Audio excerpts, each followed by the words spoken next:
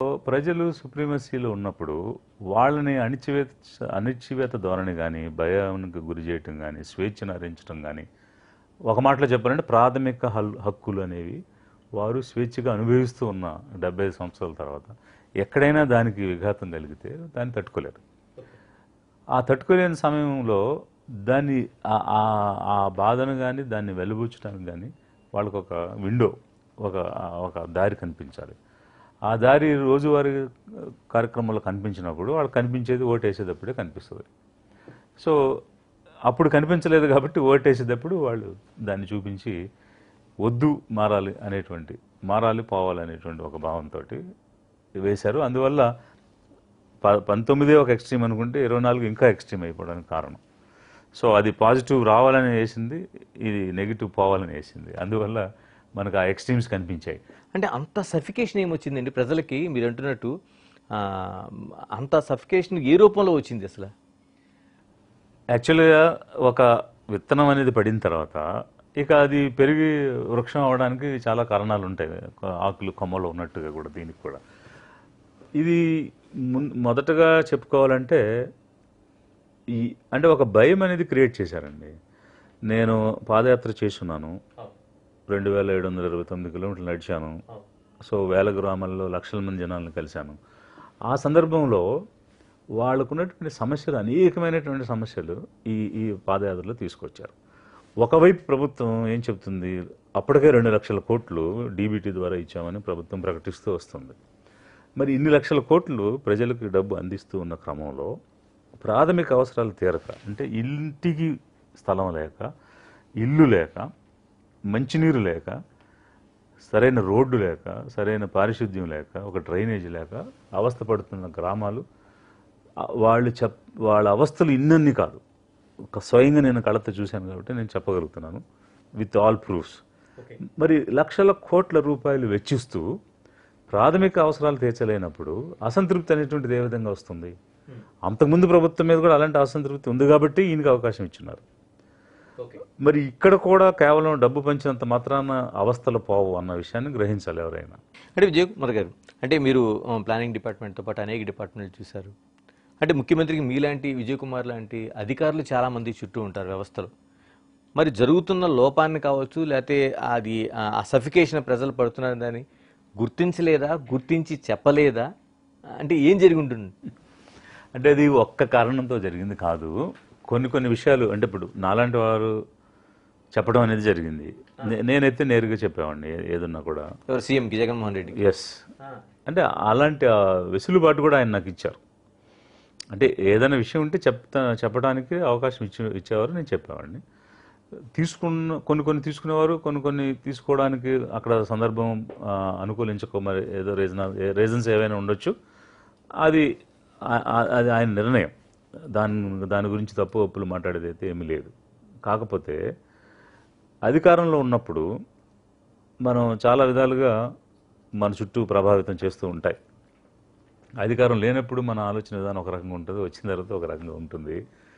So దీంతో కొన్ని తెలిసి కొన్ని తెలియక వాళ్ళకున్న ఆలోచన పంద ఏదైతే ఉందో అదే నిజం అనుకుని ముందుకు వెళ్ళిపోవడం, ఇట్లాంటివన్నీ జరగడం వల్ల ఈ రకమైన పరిస్థితి ఏర్పడింది అన్నది ఒకవైపు చెప్తే, ఇంకొక వైపు ఏంటంటే ఇప్పుడు నేను ఇన్ని పథకాలు ఇస్తున్నాను, ఇచ్చిన మేనిఫెస్టో ప్రకారంగా పనిచేశాను, మాట నిలబెట్టుకున్నాను.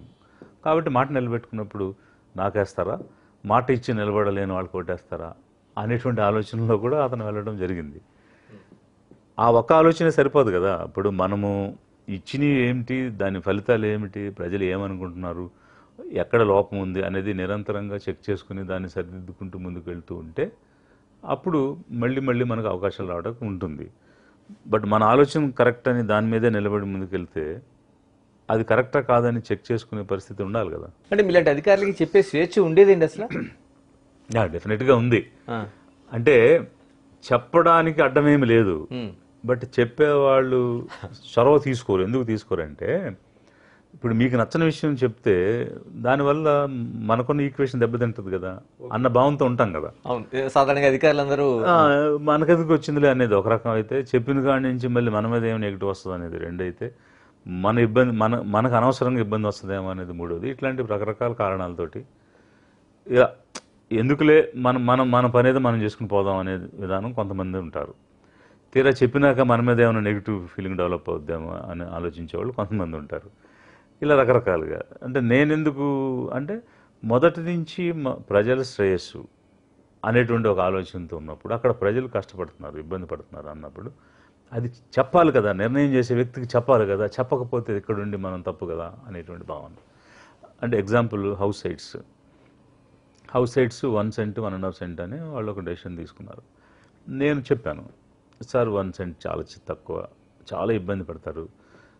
మనకి పట్టణ ప్రాంతంలో ల్యాండ్ తక్కువ ఉంటుంది కాబట్టి అక్కడ కావాలంటే 1.5 సెంట్ ఇచ్చి, రూరల్ ఏరియాలో 2, 2.5, 3 దాకా వెసులుబాటుని బట్టి ఇచ్చుకుంటే బాగుంటుంది. బికాస్ ఇల్లు అనేది శాశ్వతంగా ఒక్కసారి నిర్మాణం చేసుకునేది. సో ఒక్కసారి లైఫ్లో కట్టుకునేదానికి ఖచ్చితంగా మనం ప్రామినెన్స్ ఇవ్వాలి అనేటువంటి అంశాన్ని పలుమార్లు నేను చెప్పడానికి ప్రయత్నం చేశాను.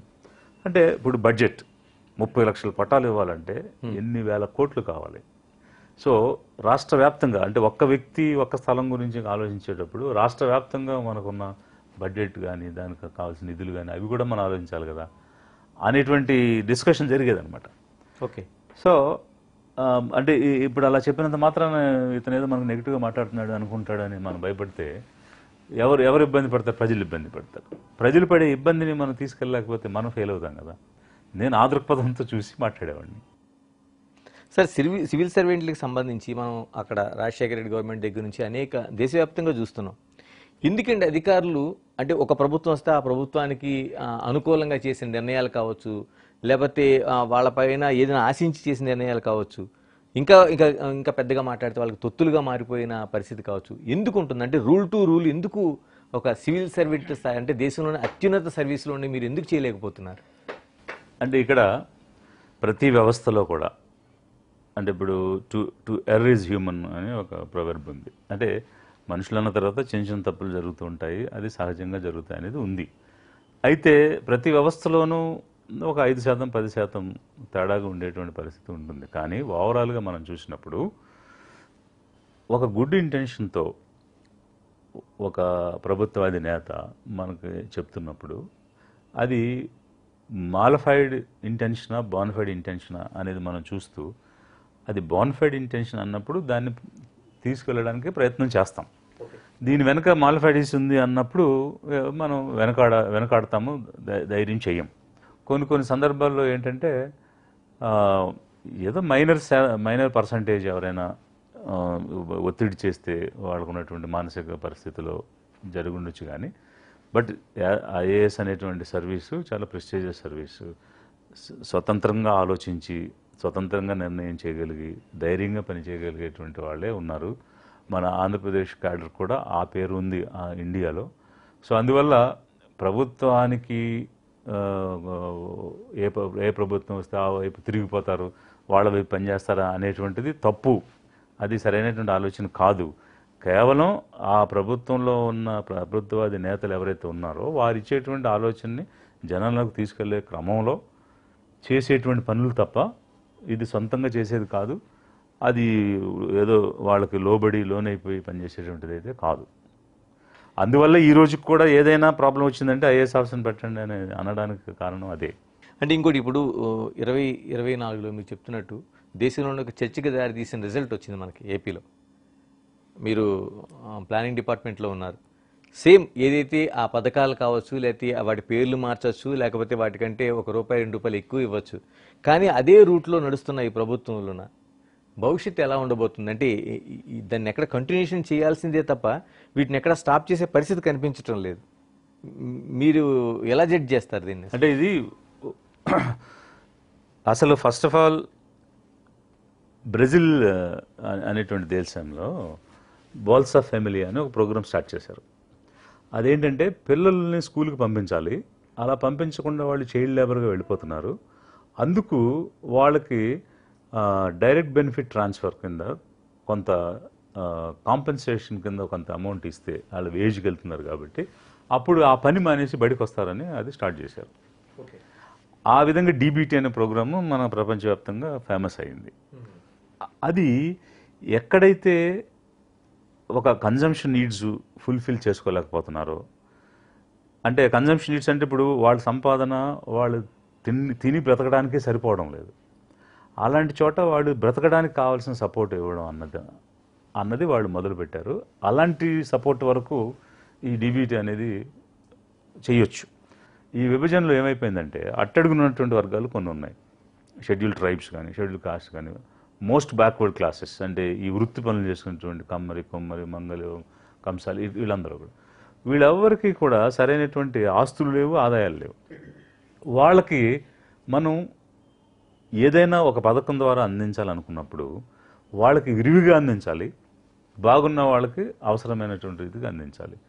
అదంతా మానేసి యూనిఫామ్గా అందరికీ నీకు 10,000 ఇస్తే నీకు 10,000, నీకు 10,000, నీకు 10,000.